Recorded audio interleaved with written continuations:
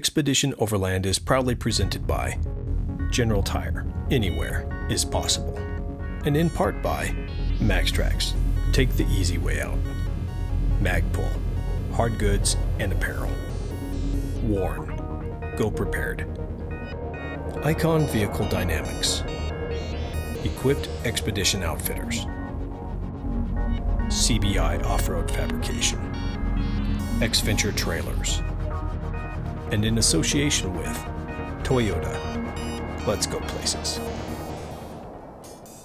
With a fairly smooth border crossing from Bolivia into Chile, except the fact that they took all of our food, we have descended 10,000 feet into the small tourist town of San Pedro Atacama. We just crossed the border into Chile and we have found a hostel for the night, which I'm super stoked about. We're gonna take some, I guess we're camping here. We're gonna unload some tents and camp in their parking lot. I didn't realize that, which is great. We've been out in the sticks for 6 days now, so it's kind of nice to be in town.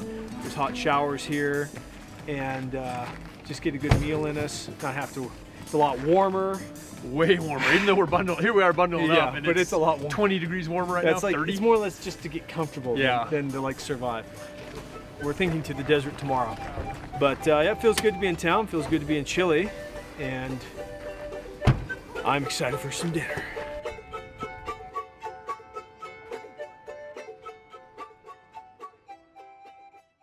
Being the first warm morning has everyone a little more chipper than usual. Also being in town, some of us have let our guard down. Morning, Eric. Morning, Ryan. How'd you sleep? I slept pretty decently. Yeah, good. Yep. How was your shower last night? It was good. It was nice and warm. Lots of water pressure. Yeah? Yeah. Nice. I picked the appropriate bathroom stall. Good. So what'd you forget in the bathroom last night, What did I Ryan? forget in the bathroom? I forgot some important documents and some cash money. And Nate found them and kept them safe for me all night long. But I didn't realize that I had lost it until this morning. And so, but then everybody's acting very shifty. And I was like, there's gotta be around here somewhere. So I spotted it in Jeff's hoodie pocket. Otherwise, I'm sure I would have been feeling the pain of that for quite some time. We are going to be heading out to the desert this afternoon. First this morning, we're gonna run around, grab some breakfast, and grab some food for the fridges for the next few days. So. Rufio, do you have a copy? Rufio's got Samson. Samson, do you have Rufio? Rufio, do you have X3? Rufio's got X3. Samson. Yeah, copy that. Successful. Clay and Kurt have Rufio. Clay and Kurt have Rufio. We still don't have Samson. Samson, you have Kurt. Samson has Kurt. Do you have Samson, Kurt? Kurt has Samson. Nate, with the blue radio, do you got Rufio, X3, and Samson? Alpha Bravo got Rufio Samson with X3 inside of Samson, and the door de puerta is Levanta open. The destination today is the Valley of the Moon. This is one of the most stark and dramatic landscapes we will see on the expedition. Rufio copies. X3. Copy. This is, we are Oscar Mike. Okay, moving now. Heather, nice to have you on the radio. This is X3. We're in the Valley of the Moon in the Atacama Desert, and we're about to head into a salt cavern, which is pretty cool. So already Chile is proving to be very interesting, especially geographically, and the warm weather is a very welcome thing. I think all of us are still thawing out. So yeah, we're gonna go explore this. We're gonna just get to spend a full day, about 24-hour period inside this area, and then before we have to start making our way south. So let's go check it out. Oh, a little handle here. That's nice. Wood. Oh, just in case. That would have been a cool shot. The shenanigans of the morning have not worn off, making Heather's photography goals more challenging than it should be. Sorry, Heather. Little pinchies. Okay, like to your left. Rock solid, super duper grip. So crushing. Look at the toe. Look at the toe grip. Okay, reel one. You ready for real photo? You got this, Nate? Yep, I'm on him. Okay, I prepped a spot. It's salty. Okay, girls. It's definitely salt. That's just hand sweat. That's people's grips. We are at the Valley of the Moon right now, and we decided to traverse this tunnel slash cave, and it is super cool. Mostly made out of salt from what Ryan has determined by licking it. So we are having an awesome time. Great formations, and it's super cool. See, I get to the end and I just like, let's go. Okay, go for it, Jen. Deproaching. As cool as this place is, it's getting towards the end of our trip, the initial trip, and most of us are kind of just losing our minds. So I think that's it's one of the fun parts of a trip, to lose your mind. And it's a good idea that they put these arrows in here because we're not thinking all that clearly. So let's keep exploring, explorers. Yay!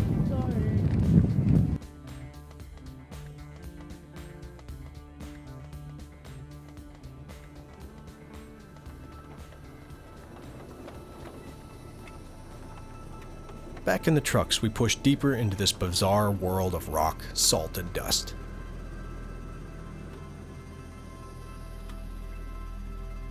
Valley of the Moon is truly one of the most beautiful places we have ever seen. This road goes a long way. It's an actual tie into that valley down below us on the right. But most people just camp in this neck of the woods or from here south.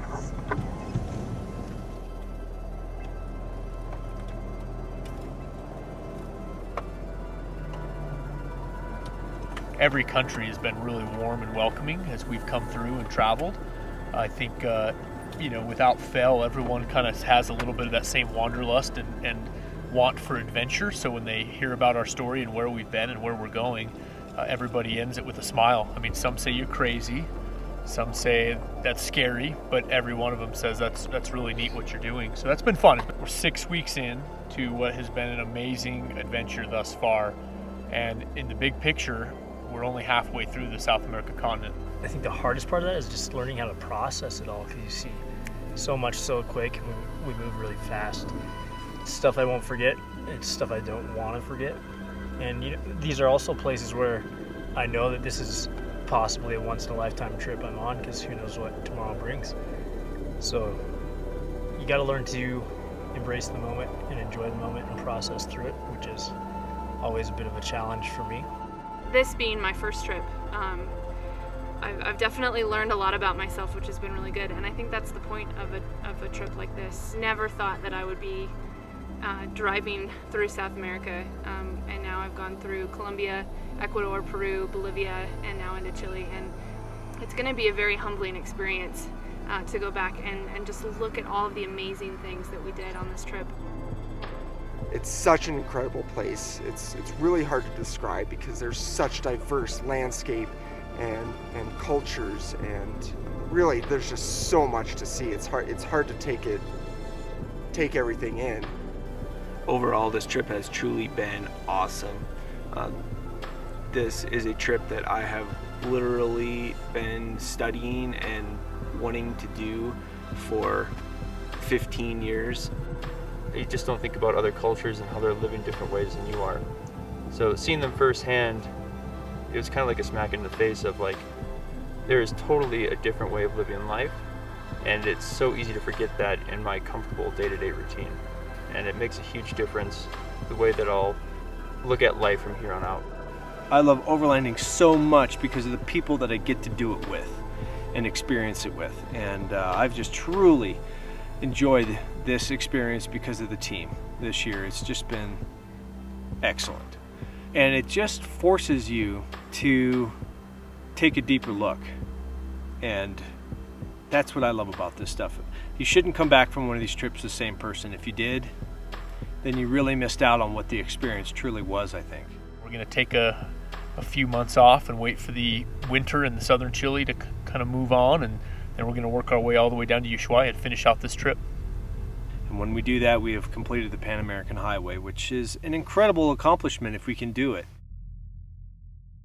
After overlanding from Colombia, Ecuador, Peru, Bolivia, and now into Chile, it's time to head back to Montana, allowing for the harsh Patagonian winter in the south to pass. We store our trucks in the small town of Copiapó, then fly home for almost a 2-month hiatus from the expedition.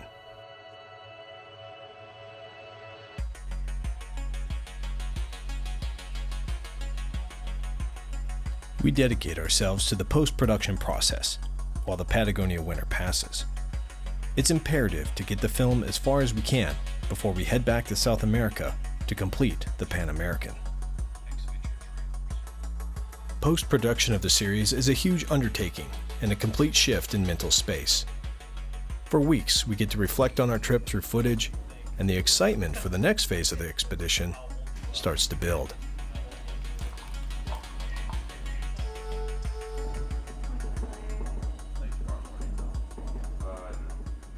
How are you feeling about part 2 of the expedition? I'm feeling great about it. This is probably the most excited I've been about any of these trips because it's just such a iconic thing that we're going to go do. It feels really cool for Clay and I anyways. This will be the completion of the Pan America route for us. There's just something about me that feels like this is going to be the best one yet.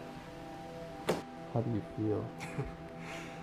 Honestly, I feel a little bit of anxiety. It's, I don't know why, maybe just fear of the unknown, but I think overall it'll be better.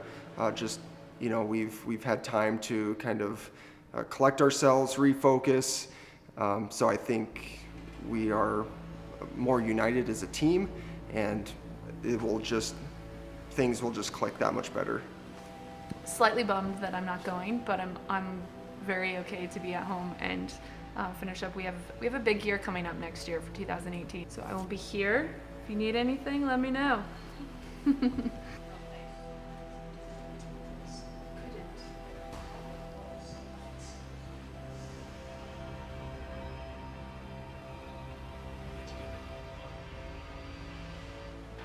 Putting the teaser on YouTube seconds before we're leaving to go film the final 4 episodes. You were up how late last night? I was up late last night. I'm doing okay. Usually I'm doing a little better, but I just got home from Africa to, what is today, Friday? I got home Tuesday, which we knew would be a lot, but I didn't realize how much I would miss everybody, so Piper knows that something is going on. Leaving right now is a bit of a surreal moment. We've been working for a long time, almost 7 years, to complete the Pan American. Now this is the final trip to make that happen. Here comes our chariot. We're gonna go to South America again and finish it.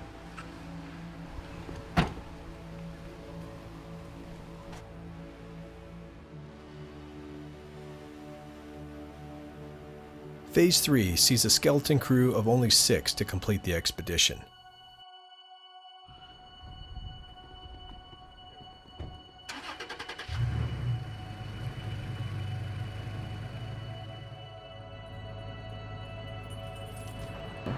Well, this is the first time that we've ever had to store vehicles for a long time. This is 7 weeks. They fired right up. It's always a comforting feeling knowing that it's gonna fire right up. I wasn't second guessing it really, but are these gonna fire up after sitting there for so long? And so yeah, we're gonna grab these trucks now. We're gonna get a few repairs to do on little things and get some oil changes and hopefully get out of town as fast as we can because we gotta get south. We've just picked up our vehicles in Copiapó. It's great to be back with them. Of course, these things become a part of us, right? We travel with them all the time. They are our homes. It's where we get to all these cool places. So it's good to have them back. They're a little dirty though. They've been sitting in the desert here for a month and a half. So we're getting them cleaned up. We're getting some oil changes done. One's getting done tonight. Hopefully by tomorrow morning, everything's gonna be good to go and we're gonna hit the road. Our friend Steve TALACKI is joining the team again this season. He was with us on the Central America expedition and has been a huge part in the planning of the last phase of this trip. Doing a little maintenance on the rigs while we can. We found this. Some people are doing maintenance. Some people were AKA Jeff and Kurt. Man, the hazing just doesn't stop around here. You know, it's love for my brothers. I get it. One of the equipment additions we wanted to make for this trip is a trailer brake controller installed on Samson. We wanted to utilize the stopping power from the XV3 trailer brakes to help prevent an accident, so a quick call to our friends at Red Arc provided the solution. Been working on installing our Red Arc Tow Pro Elite, so it gives us brakes on our trailer. It's pretty easy install. I've got my remote over here to dial, so you can adjust your braking power, and it's got a couple different settings on it. And then this is the brake module itself, which will send signal to your trailer. It's really great stuff, pretty easy to install. One thing you want to remember though with these, which we're doing now, is on this module itself, it has to actually be screwed in somewhere. So I've got a place under the dash here, I can do that, but it's an inertia controller, so it has an inertia sensor in there. So if you just zip tie this under there, it's not gonna work so well for you. So pretty easy stuff. Got my plug here, gonna plug that in to this side. And then your cat cable, which goes up to your controller here, plug that in this side. That's it. And then I'll screw it up here and mount it, and she'll be ready to go. The convoy is in tip-top condition, and it's time to start the 1,500-mile push into southern Chile. For scale, it should be noted that Chile's length is almost the exact same distance as the width of the contiguous United States. Chile is huge. This spot should be pretty cool. I'm excited to see what the desert looks like in the morning with all these flowers. It's historic that they're out and about, right? Yeah. Pretty rare occurrence. Fortunate to catch this time. What is it, one in every 7 to 10 years or something like that this happens? Exactly, yeah. Wow. Rare. Rare.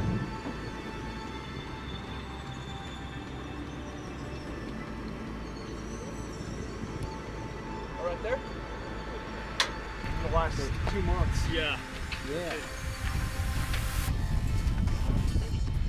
We find ourselves tonight in the beautiful Atacama Desert here, about 2 hours south of Copiapó.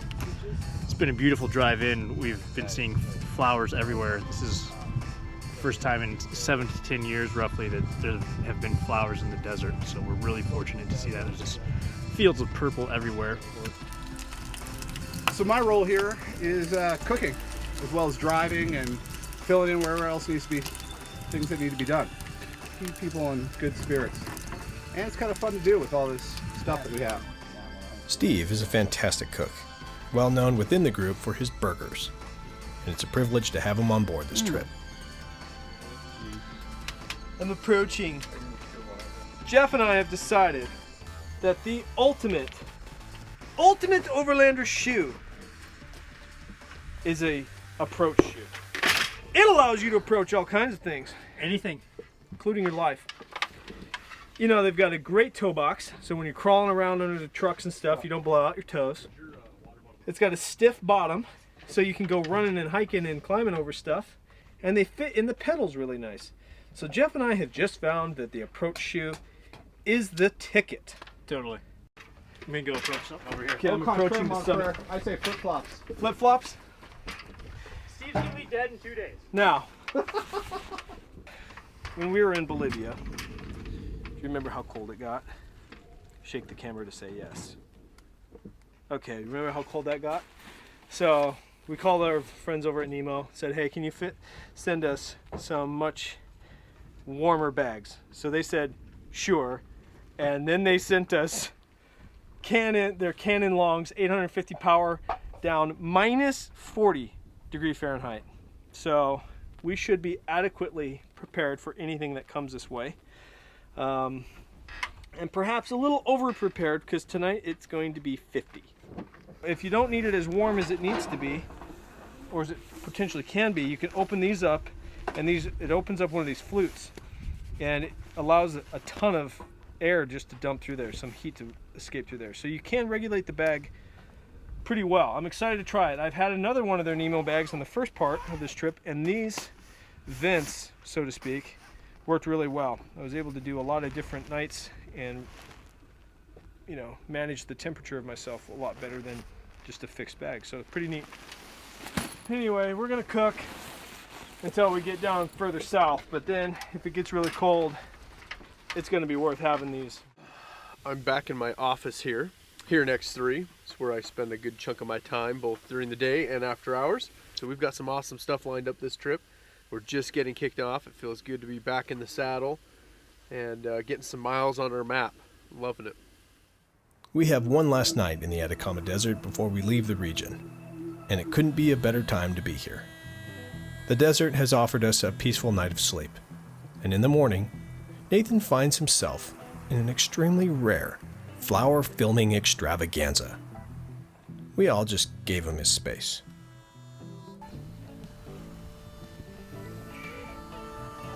They can hear you if you make too much noise, and they go away. Gotta be quiet. Sweet nectar. Yeah. It's a little strong. It's a little strong, CROFT. Definitely a lot weaker than the last round. It's like you're bracketing. You're like, now we need a. I'm trying to get my. Yeah, you'll get it. Gotta get. See, it's walking it in. You're walking it. So, you know, as the cook, you're not supposed to necessarily cook and clean. That's kind of a house rule we have around here. So what I did is I've already done like half the dishes, and I've left the dirtiest dishes to see if anybody else is going to do them. But what I'm noticing is everybody's finding little bits to do, you know. Oh, I have to go tinker on this. Oh, I got to do that. So we'll see what happens here. Oh no! The dirty pot got on my coat. Come on, Steve, help me clean it. It's so good.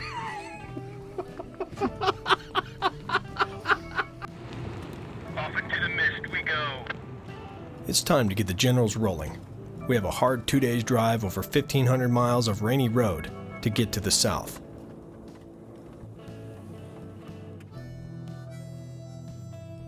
Boredom sets in, but we have several ongoing games to combat it with. One being Kurt's name game. Alright guys, we're going to play a little road travel game. We got a lot of miles to slay today, so we may as well have some fun doing it. This is called the name game. This game can last an hour or it can last 24 hours. You just never know. It will go till you're burned out. So the game, the rule is simple. You're going to say a name, and if I were to say a name such as Michael Jackson, starts with an M on the first name, last name starts with a J. So it would pass to Eric, who's next to me, and Eric would have to pick up with a name that starts with a J. Then the second name up to him, obviously. And it would go on, and we'll pass it back to the cars. Now, here's where things get a little tricky, is if you have a name which starts, both the surname and the first name start with the same letter, that reverses it. Got it. You know, maybe no more than, say, 5 seconds of think time in between turns. That jive? Got it. Check. Got it. So I'm going to kick it off here, and we're going to kick it off with a little, why not Taylor Swift? So it's going to be an S to Eric.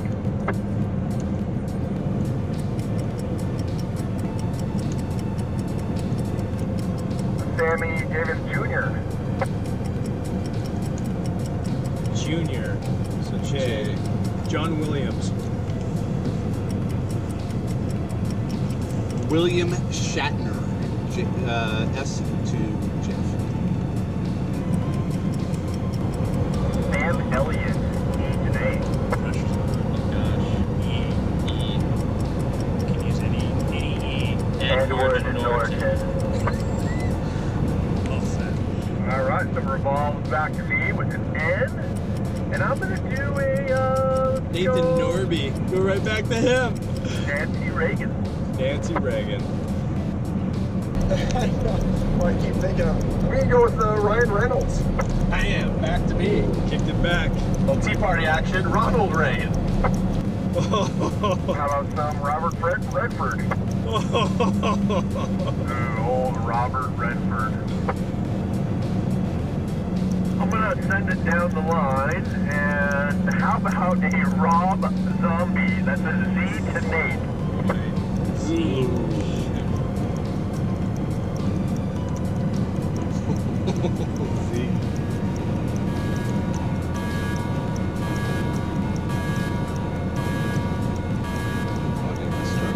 Dude, I'm struggling. Sorry, Nate, perhaps you answered already? We weren't able to hear it up here. I am on the struggle bus right now. The struggle is real. Z. Wow. Zelda. Jack Zephron. Woo! Everyone, hey, we're slowing it down here for a toll. Finally, we reached the town of Puerto Montt, the starting location for a couple adventures we'll have in this area. We're camped on the side of the port, and this morning, the low tide exposes an old ship run aground in the mouth of the shipyard.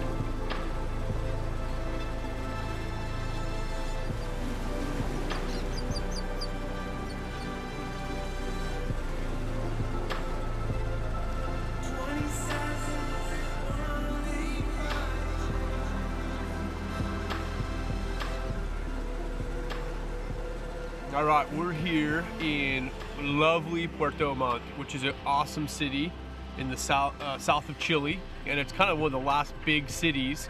But before we go there, we're actually going to sneak our way down to the bottom of the Pan American Highway. There's some disputed different routes, but there's a monument on the island of Chile, I hope I'm saying that right, which is where we're going to take the ferry to today. And the island's about 120, 140 kilometers north to south, and we're going to drive all the way down to the bottom and check out this monument that is the bottom of the Pan American Highway. And that's important for us as a group because we've been driving the Pan American Highway this whole time. So we're going to go see what it has to offer.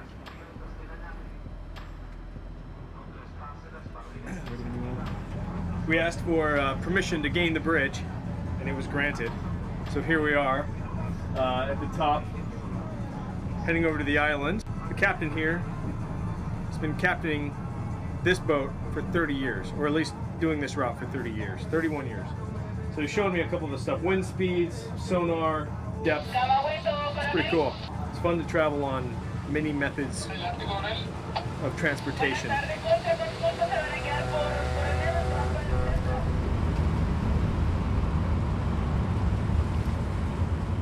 Arriving on the island, the Route of 5 takes a southern heading, through several small island towns, as we make our way to the end of the traditional Pan American Highway.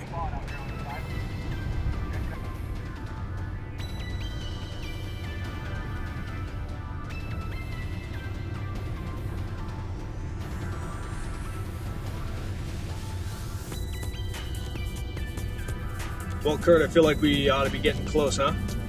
We absolutely are. We're about 7 kilometers out from the end of the Pan American Highway, or the start, however you look at it. So, kilometer 0.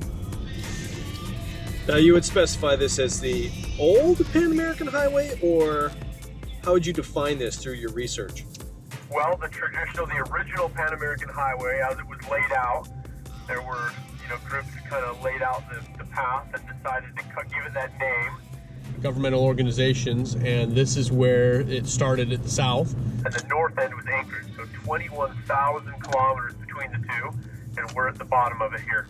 Of course, now it's moved, and there you can drive further south and drive all the way to Ushuaia, which a lot of people consider the south end of the Pan American Highway. But fundamentally, this is the end, and we're going to go visit a marker that talks about that. This is cool. Oh, it's literally the end, guys. It goes to dirt and sand right here. Sweet. The monument is a dying structure, no longer held significant. It's dilapidated and unkept in its forgotten state, physically displaying a time gone by. So it's kind of sinking in for me right now, like I'm not really an emotional guy, but I sure do feel privileged right now. It's really kind of lost its relevance in some way, and has become historical more than anything. So I'm excited to now go into what is new, head to Ushuaia, some 2,000 miles from now over the next 30 days, and see what kind of trouble we can get into. Very excited. A lot of excitement. I think everyone's really excited. With all this excitement flying around, we take a look around the town and eventually find a local pub to celebrate another significant milestone, Nate's 10th birthday.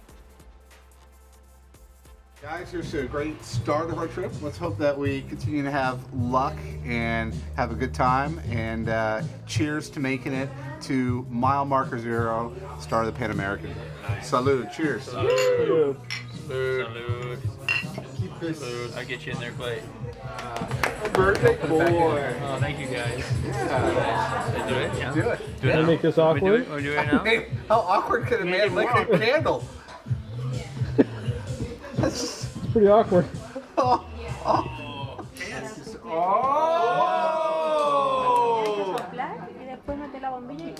This is a tough poor decision to start right here.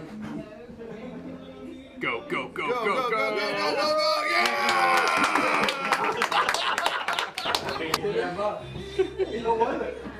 Gracias. Oh, I'm turning red. I feel very red. You're turning dead. Wow. Ooh, dang. That was for real.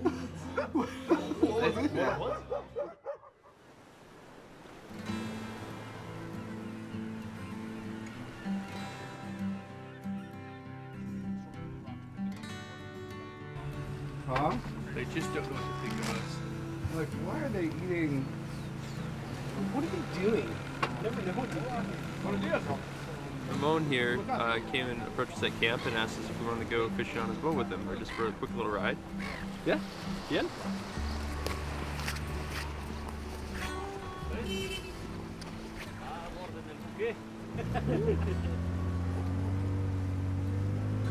Pretty spectacular for me. I love doing stuff like this. This is the most authentic that you can get, and I just love it.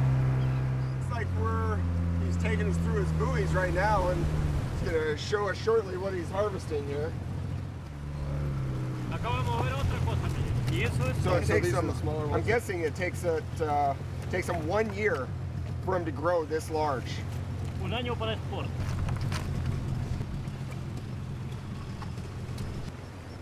I feel very honored that he was willing to just come grab us and take us out and show us around, because I don't know if I'll ever be able to experience this again. So I'm very grateful that this all came together so well. And that's the dock right behind me. It's coming, isn't it? Ah, okay. Y acá quiero mostrarle nuestra bandera. ¿Bandera? Esa es nuestra bandera. Nos vemos. Ciao. Ciao. Gracias. Such a cool experience down here. This is exactly what I wanted coming down to South America. And now we're gonna go exactly where we came from, back up the other way on this island, somewhere else in the world. Aquí! Starting the Carretera Austral road today. We're going to try to drive it in its entirety down to a town called O'Higgins. And then from there, we're going to try and go up and over a border pass, but this is like 10 days away. So yeah, it should be an exciting day. I'm excited to get out on that road and start exploring somewhere into the mountains. It's now time to get back to Puerto Montt so that we can drop down the mainland coast of Chile into the most remote regions of Chile and Patagonia, where we hope to make our most adventurous border crossing to date.